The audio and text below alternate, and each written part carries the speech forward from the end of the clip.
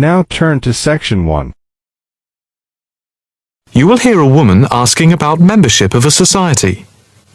First, you have some time to look at questions 1 to 4.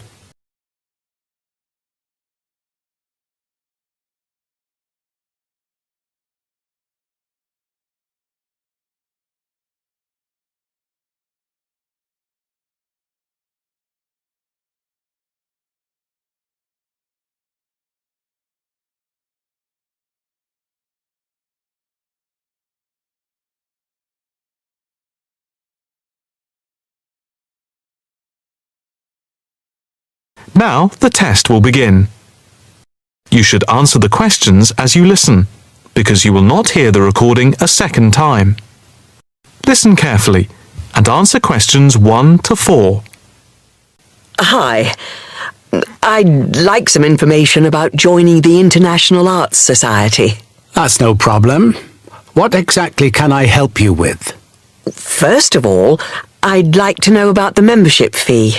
Well, there are 2 types of membership. Can you tell me what they are? First, there is lifetime membership, which means that you can have access to all the facilities at the Society itself and all exhibitions. Plus, you can have discounts to various events at affiliated arts organisations here and abroad. And on top of that, you can use the lifetime members' room. How much is that type of membership? Well, the lifetime membership fee is £1,537. OK. It's rather a lot to pay in one go. What about the other membership? The ordinary membership, that's £193 per year. That sounds a bit more reasonable. What does that entitle you to? You can visit the Society, including the exhibitions, the library, and follow the arts programmes on weekdays during the opening times from 10 a.m. to 9 p.m, and at the weekend between 10 a.m. and 5 p.m. On Saturday, if there's a special event like a lecture or restricted showing of an exhibition, then it opens until 9 p.m.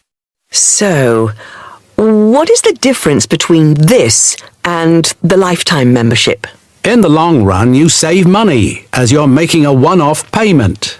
And you have exclusive use of the lifetime members' room. OK. What arts programmes do you run? Well, the Society has a very extensive programme to cater for all tastes. There's a series of exhibition rooms for the permanent collection of paintings, watercolours and sculpture. And then there's a new exhibition area which opened at the beginning of the year. And we run a series of courses and lectures to go with the exhibitions. Can I ask about the lectures? What is scheduled for this year? The latest list is in this leaflet. Oh, yes. That looks very good. Are all the exhibitions, etc., free if I join? Yes, everything is free. That's fair enough. I think in that case I'll join. Before you hear the rest of the conversation, you have some time to look at questions 5 to 10.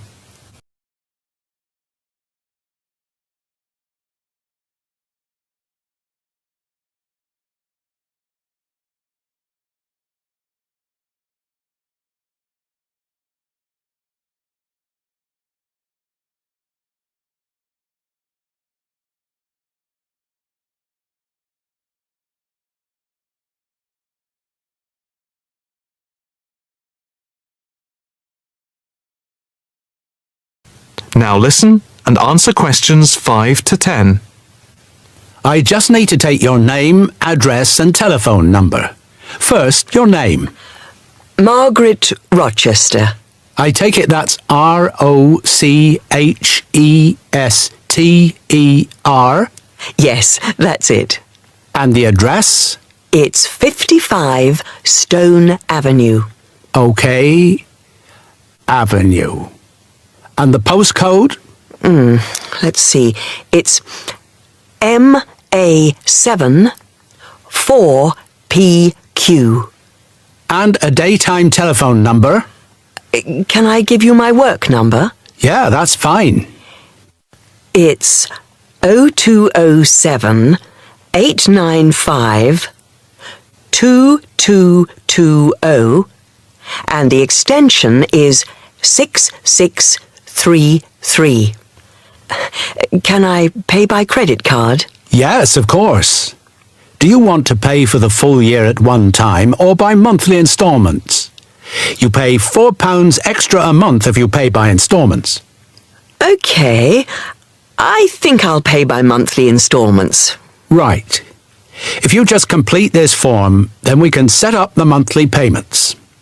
Okay. If you just put your PIN number in the machine, I can deduct the first month's payment. Right. That's gone through. Here's your card. I now just need to take your photograph over here, and then I can put it on your membership card. Okay. That's it. I'll just print out your membership card. Right, here you are. Thank you. By the way, can I bring any friends to the Society exhibitions and lectures? With the ordinary membership, we can issue a day pass once a fortnight, which allows you to bring a friend in. But you have to accompany them. Thank you. Can I go in now? Yes. You just swipe your card here. That is the end of section 1. You now have half a minute to check your answers.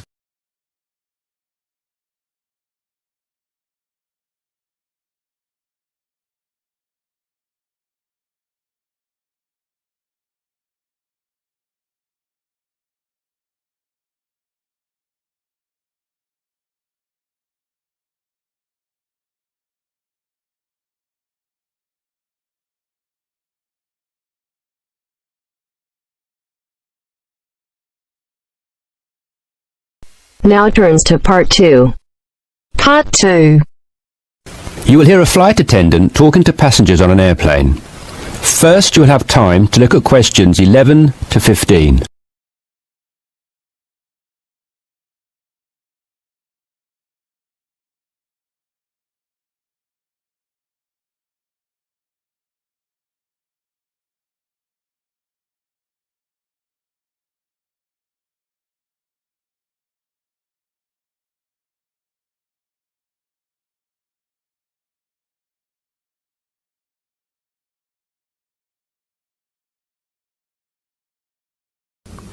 Now listen carefully and answer questions 11 to 15. Good morning, everyone. I hope you all slept soundly overnight. I'm pleased to confirm that our flight is running on schedule and we expect to arrive in Christchurch at 8 a.m. local time. That's about 50 minutes from now. I've been advised by our pilot to warn you that there may be some turbulence on our descent, so please remain seated and have your seatbelt on at all times. As you may have heard, a fairly severe tropical depression is headed for New Zealand and in fact is reaching the west coast of the South Island as we speak. Thankfully, we are landing on the east coast, where the weather is still relatively good. Wind speeds are steady at around 15 miles per hour and the sky is generally overcast, though the sun may creep out from time to time as the morning progresses. That said, when the storm reaches this afternoon, conditions will deteriorate rather quickly. Please exercise extreme caution if you're traveling anywhere on the island today. As I said, the storm has already made landfall on the west-northwest coast, and we're getting reports of high seas and very strong winds of around 75 miles per hour, with gusts up to 110 in Collingwood. Heavy and thundery rainfall is also being reported there. The Southern Alps are experiencing severe blizzard conditions, and there is a virtual whiteout on the roads.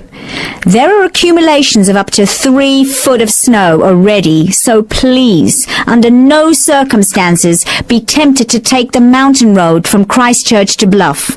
Use the coastal route for the entire journey if you must go down south.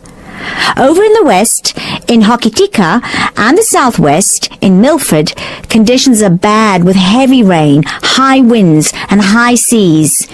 In fact, several tornadoes were reported in Hokitika and also in Lewis, which is slightly further inland.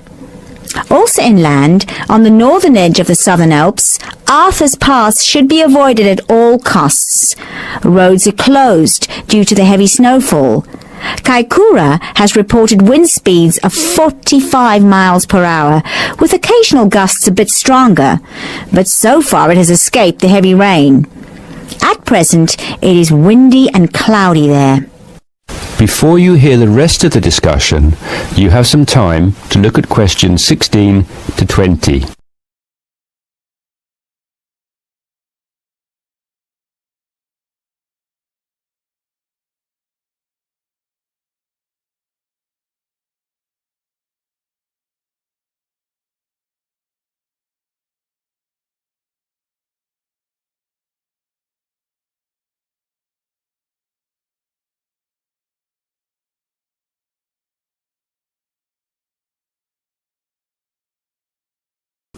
Now listen and answer questions 16 to 20.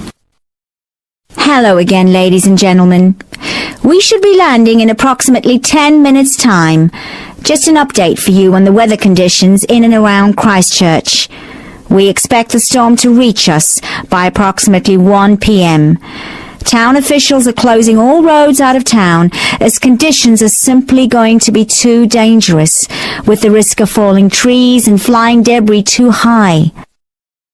Roads will have officially been closed for 30 minutes by the time we land at 8 a.m.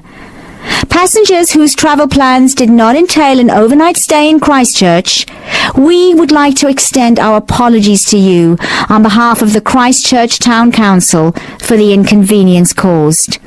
However, it is in the interest of safety that these steps have been taken. Those of you without accommodation should go straight to our customer service desk at the airport, where a council official will be waiting to take you to temporary shelters in the town.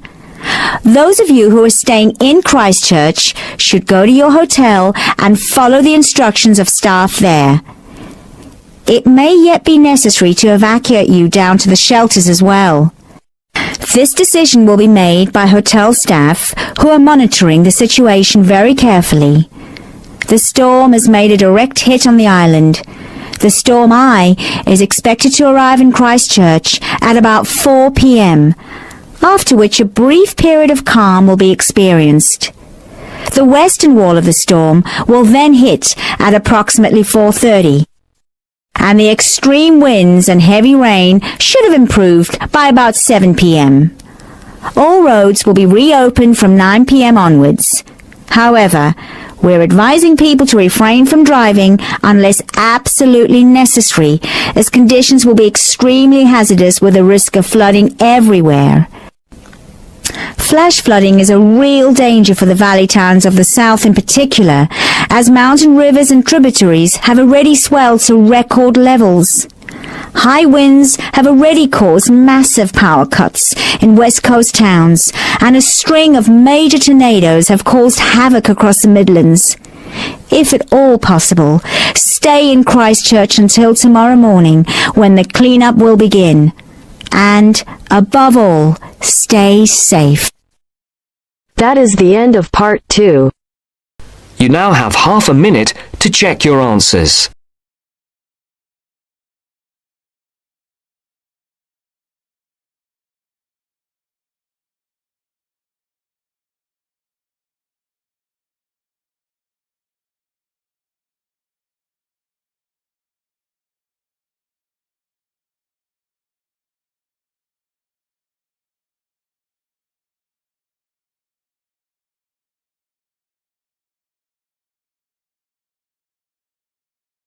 Now, turn to Section 3.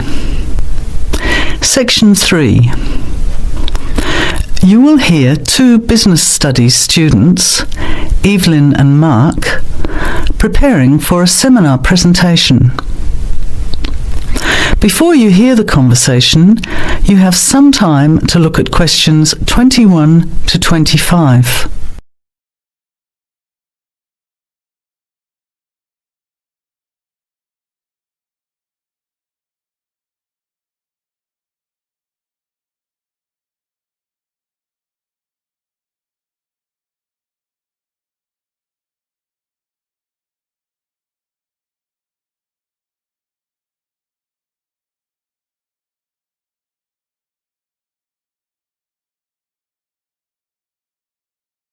Now listen carefully and answer questions 21 to 25. Well, I think the marketing of food would be a good topic. I read a very interesting article the other day about the Canadian food market. I suppose everybody's interested in food, even if it's trying not to eat. Why Canada? I know that's where you come from, but isn't it just all North America, really? No, that's why I thought this article was interesting.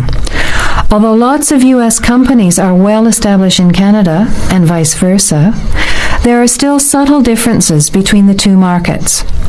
It says here, the Canadian market is definitely not a northern clone of the U.S. I like that. And it says that if you understand these differences, it can have a big impact on successful food marketing.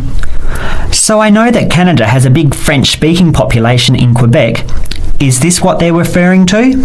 Not only French and English speakers, there are many different ethnic groups in Canada. It's really quite multicultural. For example, Toronto has large Asian and Italian populations, and Vancouver's got a large Asian population too. And because Canada's population is small, these groups make quite an impact, introducing new styles of cooking. So you can see lots of unfamiliar vegetables and things in the markets, and new restaurants are opening every day. It's great if you love trying out new foods, as many people do. Which kinds of food are becoming popular? Well, some Asian food, I'd say, has been popular for quite a while, like Chinese. But now, Southeast Asian restaurants are becoming very fashionable. Then there's Mediterranean, of course, such as Greek, Italian, and so on. But Caribbean and Mexican food is really taking off among young people these days. So are the supermarkets starting to stock the ingredients that are needed to prepare these foods at home? You know, all those unusual condiments and sauces. Yes, that's right. It's quite interesting going to the supermarket, isn't it? And noticing how they're introducing sections for foods of different nationalities. You can buy quite exotic products locally these days. The article mentioned that 80% of the Canadian retail market is controlled by 8 major national supermarket chains, so that when they introduce changes, they can happen quite rapidly. Okay, well, how are we going to organise this seminar then? I made some notes on the trends in the Canadian market, about changing tastes, and also patterns for where food is consumed. I thought maybe we could summarize it into a chart or table, and maybe use the overhead projector to present it. Good idea. Maybe I could have a look for similar trends and tastes in Australia and the UK for comparison. Let's have a look at what you found. Before the conversation continues, you have some time to look at questions 26 to 30.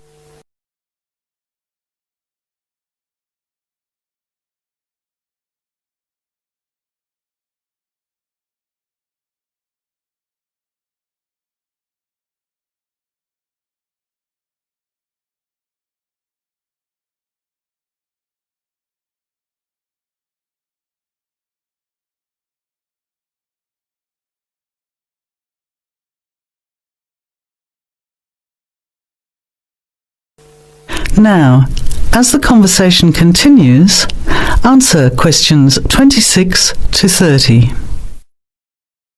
The most significant trend, it seemed to me, was that Canadians are definitely interested in healthy food. For example, did you know that salads are the 3rd most commonly eaten food in Canadian restaurants? Really? What about organic food then? Is that becoming more popular? Yes, it's definitely moving into the mainstream compared to a few years ago. And a recent survey showed that 4 out of 5 shoppers said that they check the fat and nutritional information on the packet when they're deciding what to buy. What other trends did you find out? There's one change I noticed straight away when I was home last year in the meat department. You know, here the meat packaging says rump steak or 4-quarter chops and so on.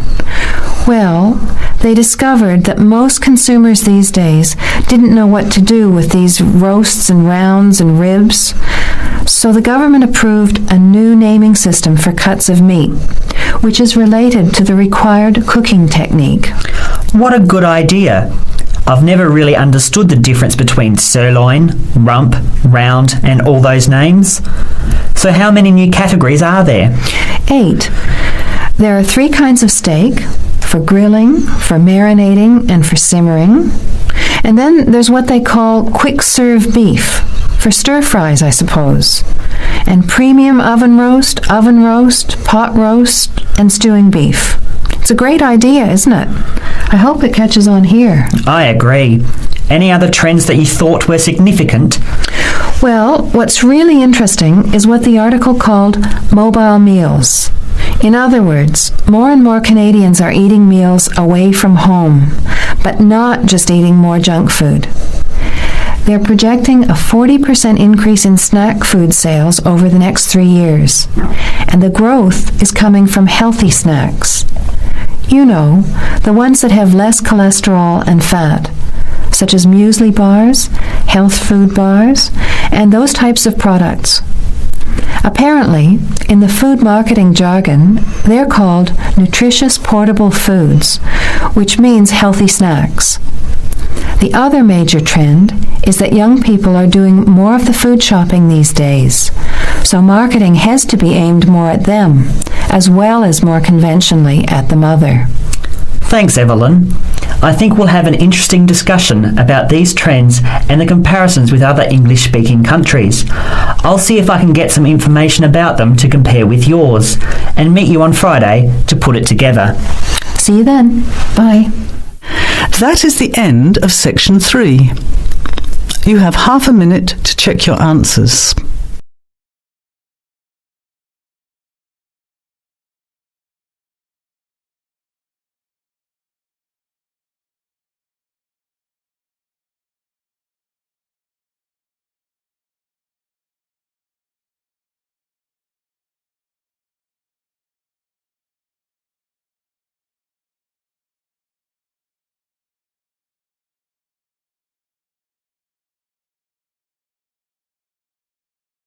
Now turns to Part 4. Part 4. You will hear a lecture about customer psychology. First, you have some time to look at questions 31 to 40.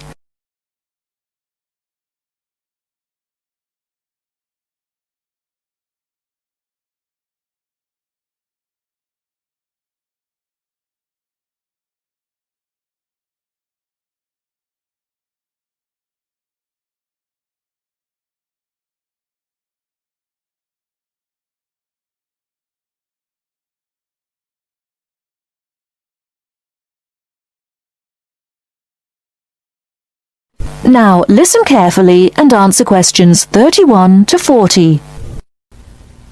An understanding of customer psychology is an invaluable aid for retailers looking for ways to increase sales. Much can be done to the store environment to encourage shoppers to linger longer and spend more money. The first aspect to consider is the physical organisation of the store.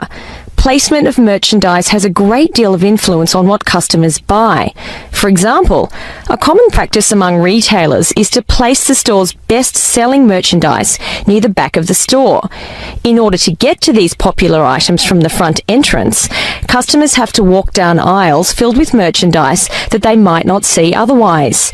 Carpets are also used to direct customers through particular areas of the store. Retailers choose carpets not only for their decorative or comfort value, but also because lines or other types of patterns in the carpets can subtly guide shoppers in certain directions. Besides encouraging shoppers to go to certain areas of the store, retailers also want to keep them in the store longer. One way to do this is to provide comfortable seating throughout the store, but not too close to the doors. This gives customers a chance to rest and then continue shopping. Retailers can do a number of things to create a pleasant atmosphere in the store, thereby encouraging more purchases. Music is commonly used, not as entertainment, but as a calming influence.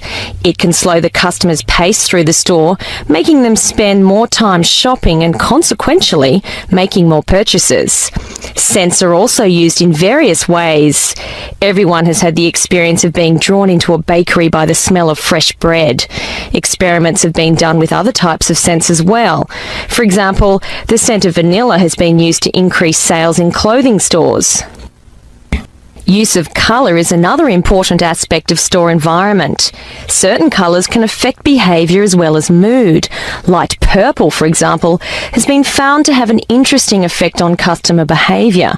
People shopping in an environment where light purple is the predominating colour seem to spend money more than shoppers in other environments. Orange is a colour that's often used in fast food restaurants. It encourages customers to leave faster, making room for the next group of diners. Blue, on the other hand, is a calming colour.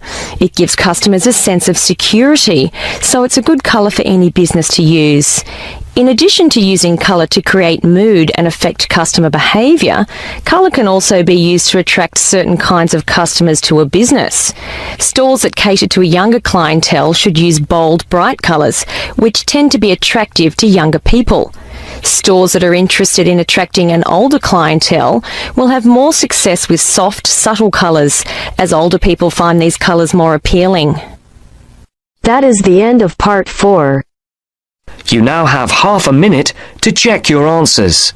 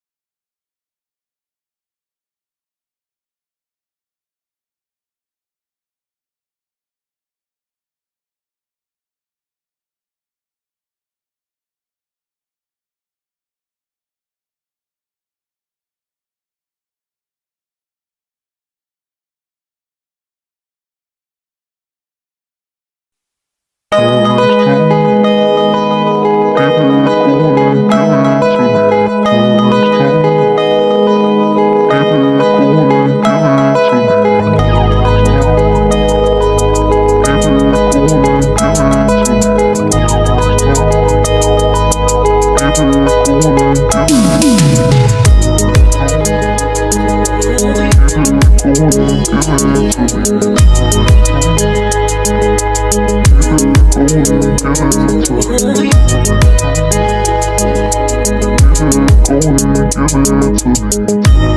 me.